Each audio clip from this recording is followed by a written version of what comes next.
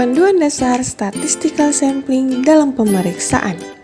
Sebelumnya, kita perlu mengetahui apa sih populasi dan sampel itu?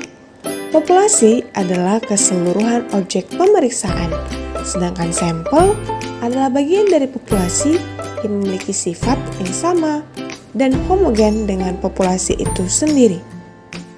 Selanjutnya, mari kita pelajari terkait teknik perhitungan ukuran sampel yang dapat diaplikasikan di dalam pemeriksaan. Terdapat beberapa metode yang dapat kita gunakan untuk mengukur ukuran sampel. Namun pada kesempatan ini kita akan mempelajari 4 diantaranya. Pertama, yaitu metode Solving.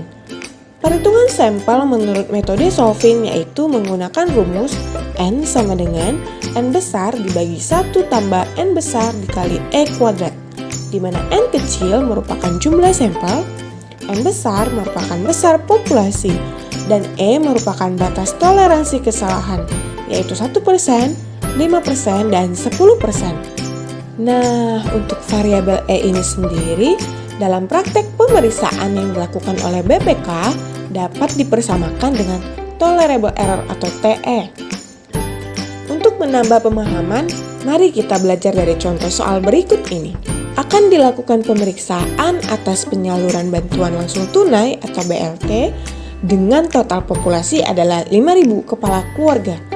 Diasumsikan pemeriksa telah menetapkan TE adalah 5% atau 0,05. Berapakah jumlah sampel yang harus diambil agar sampel yang diambil dapat merepresentasikan seluruh populasi yang ada? Perhitungan menggunakan rumus Solving dengan N sama dengan 5.000 dan TE sama dengan 5%. Maka jumlah sampel yang akan diambil ialah sebesar 370,37 dan dibulatkan menjadi 370 kepala keluarga. Metode selanjutnya adalah menggunakan tabel Isaac dan Michael. Isaac dan Michael merumuskan perhitungan sampel sebagaimana berikut ini. S merupakan jumlah sampel, Lambda kuadrat merupakan pengukuran dari tabel C kuadrat. N sama dengan jumlah populasi, P sama dengan proporsi dalam populasi, dan Q sama dengan 1 dikurang P, dan D merupakan derajat kebebasan. Untuk nilai D dapat dipersamakan dengan nilai TE, sedangkan untuk nilai C kuadrat diperoleh dari tabel C kuadrat sebagaimana berikut ini. Menariknya, Isaac dan Michael telah merangkum perhitungan sampel menggunakan rumus tersebut, yakni sebagaimana tercantum di tabel berikut ini. Nah, untuk sekarang mari kita pelajari cara penggunaan tabelnya. Menggunakan contoh soal yang tadi di mana diketahui N sama dengan 5.000 dan E atau TE sama dengan 5%. Kita lihat yuk di tabelnya. Pada tabel, nilai N 5.000 dan TE 5%, maka diperoleh nilai S adalah 326.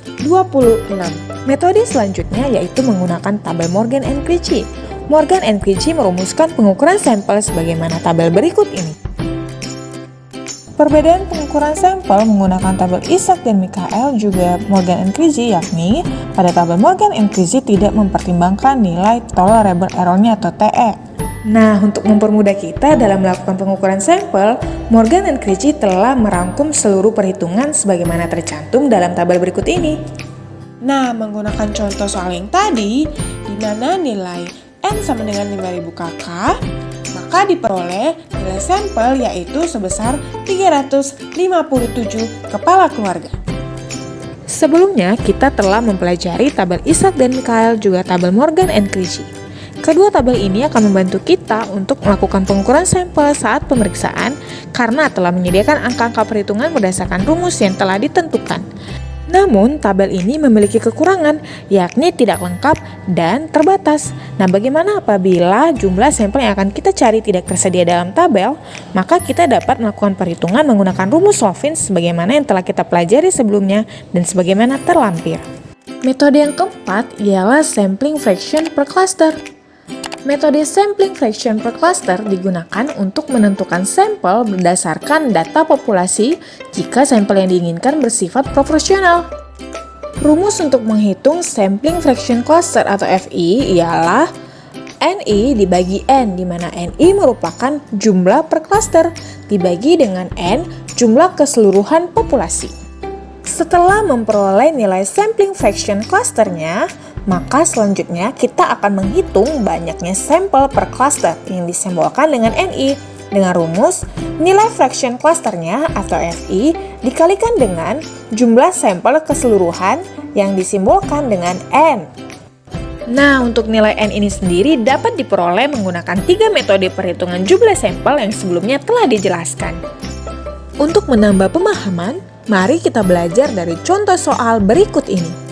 Akan dilakukan pemeriksaan terhadap belanja modal dengan total nilai kontrak sebesar 13 miliar yang terdiri dari 100 proyek. Sebagai informasi, proporsi atau besaran nilai kontrak setiap proyek tidak sama besar. Nah, tabel berikut ini merupakan pengelompokan data besaran nilai per proyek. Sekarang, tentukanlah jumlah sampel yang harus diambil dengan mempertimbangkan besaran nilai kontrak yang disalurkan.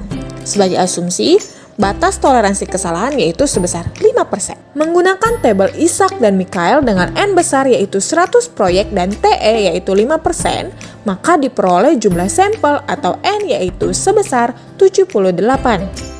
Nah, setelah kita memperoleh nilai N, selanjutnya kita akan menghitung nilai sampling fraction per cluster menggunakan rumus NI per N. Hasilnya adalah sebagai berikut. Selanjutnya, kita akan menghitung jumlah sampel per klasternya menggunakan rumus FI dikali NI. Dan hasilnya adalah sebagai berikut. Demikianlah metode-metode statistical sampling yang dapat diaplikasikan di dalam pemeriksaan. Semoga bermanfaat. Thank you for watching.